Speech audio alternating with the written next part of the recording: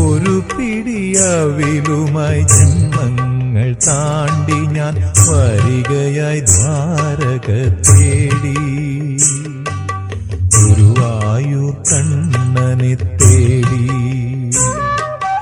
അഭിഷേകവേളയാണെങ്കിലും നീയപ്പോൾ അടിയനു വേണ്ടി നട തുറന്നു.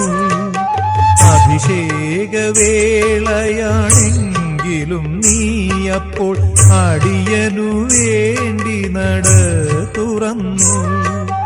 1000 മണിയൊച്ചയെതിരേറ്റു എന്നെ അവിടുത്തെ കാരുണ്യമെതിരേറ്റു. അവിടുത്തെ കാരുണ്യമെതിരേറ്റു. ഒരു പിടിയവിലുമായി ജന്മങ്ങൾ താ